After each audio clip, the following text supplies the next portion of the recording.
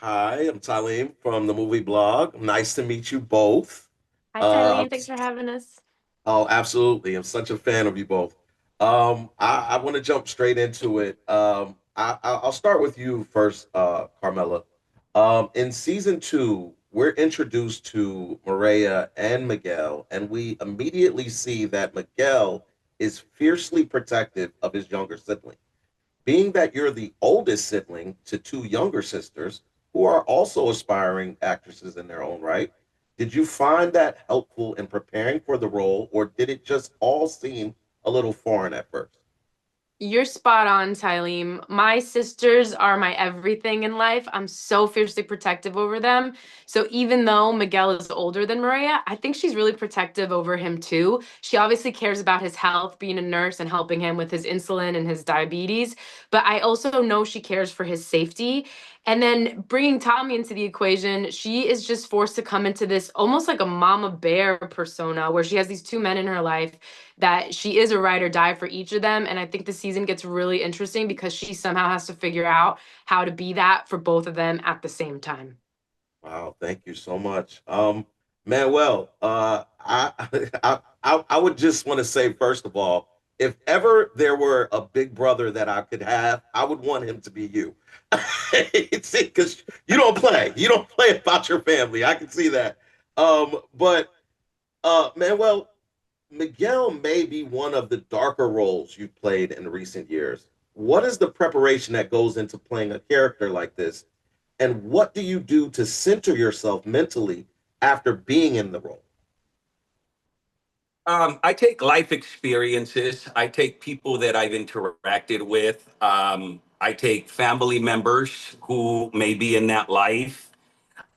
So everything I encounter in life, whether I'm writing, whether I'm acting, I take that and I put it into the character that I'm playing. If I'm gonna play a lovable dad, obviously I'm gonna take how I treat my children, how I raise my children.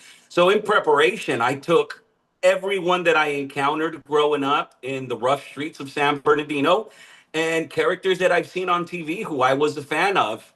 And in order to, I'll tell you one thing, sometimes you get lost in the character and it can be very exhausting. When you get offset, you just need a drink or maybe a couple and a joint.